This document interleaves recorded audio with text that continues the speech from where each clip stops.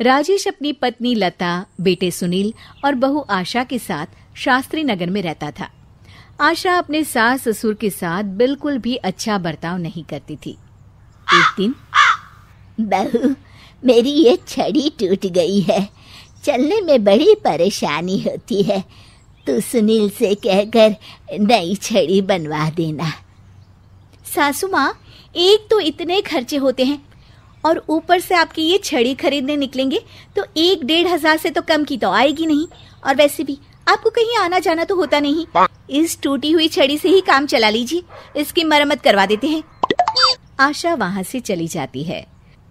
तभी उनके पति राजेश जी वहाँ आ जाते हैं। तुम क्यों झूठी उम्मीद बांधती हो अपनी बहू से?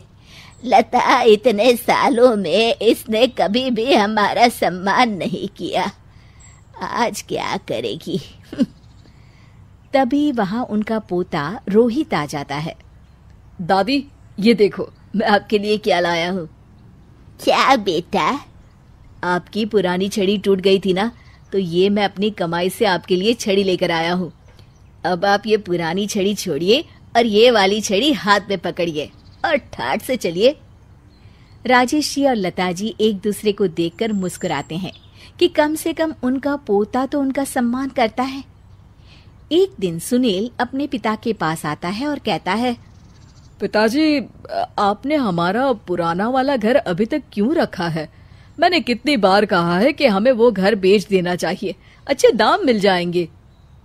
मैं भी तो कितनी बार कह चुका हूँ कि वो घर मेरे जीते जी नहीं बिक सकता, वो हमारा पुश्तैनी घर है। ओफो पिताजी, कब तक इन पुश्तैनी घर को संभाल के रखेंगे? अब छोड़ भी दीजिए मोह माया, आपके पूजा पाठ के दिन है, कहाँ आप एक घर के मोह में लगे हुए हैं। घर का मोह नहीं है बेटा, कुछ चंद यादें हैं, उनका मोह है, पर तुम ये बात नहीं समझोगे। आपसे तो बात करना ही बेकार है। लता जी और राजेश जी अपने बहू बेटे के इस दुर्व्यवहार से बहुत दुखी होते हैं। उनके बहू बेटे उनके साथ दुश्मनों जैसा बर्ताव करते थे। एक दिन जब रोहित घर आया तो देखता है कि उसकी माँ आशा अपनी सास को भला बुरा कह रही होती है। हाँ, आप दोनों ने तो हद कर रखी है, बस हर वक्त कोई ना कोई मांग रहती है आपकी। अरे बहू, मैंने तो बस इतना ही कहा कि तेरे ससुर जी को ठंडे पानी से नहाने में तकलीफ होती है, तो इनके लिए गर्म पानी कर दिया कर। अगर मेरे हाथ पांव चल रहे होते ना तो मैं ही कर देती, तुझसे ना कहती। हाथ पांव तो अभी भी चलते हैं सासू माँ आपके, बस आप चलाती नहीं है।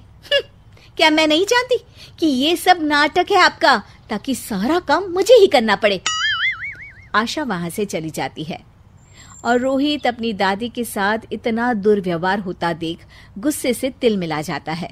वो गुस्से में अपनी माँ के पास जाता है। माँ, ये तुम किस तरह से दादी से बात करती हो? अरे तुझे नहीं पता बेटा, उनके तो 50 नाटक रहते हैं। खैर तू ये सब छोड़, मुझे तुझसे एक बात करनी है, और वो भी खुशखबरी वाली। कैसी खुशखबरी माँ? अरे तेरे पिताजी ने अपने दोस्त की बेटी मेघा से तेरा रिश्ता तय कर दिया है। क्या मेघा से? माँ, पर हम तो बहुत अच्छे दोस्त हैं। मेघा से शादी का तो मैंने कभी सोचा भी नहीं। अरे नहीं सोचा तो अब सोच लेना।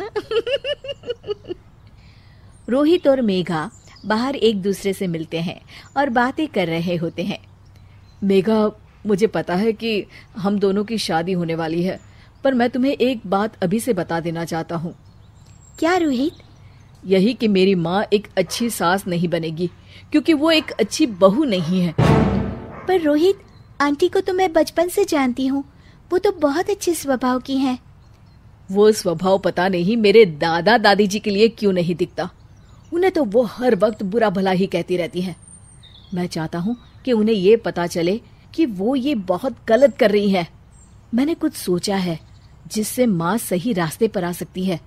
मेघा, क्या तुम इसमें मेरा साथ दोगी? तुम जैसा कहोगी मैं वैसा ही करूंगी रोहित, मैं तुम्हारे साथ हूँ।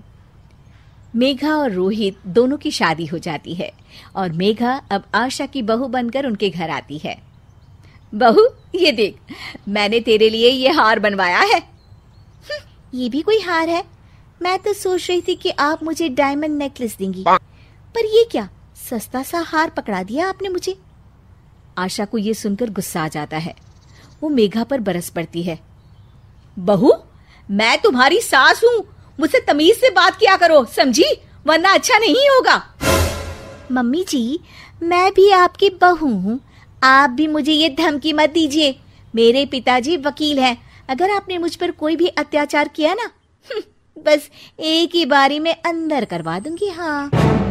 मेघा रोहित की तरफ देखकर मुस्कुराती है। लता जी और रमेश जी देखते रह जाते हैं। मेघा कैसे अपनी सास को उन्हीं की भाषा में उनकी गलती का एहसास दिलाती है। जानने के लिए देखिए जैसे को तैसा पार्ट 2।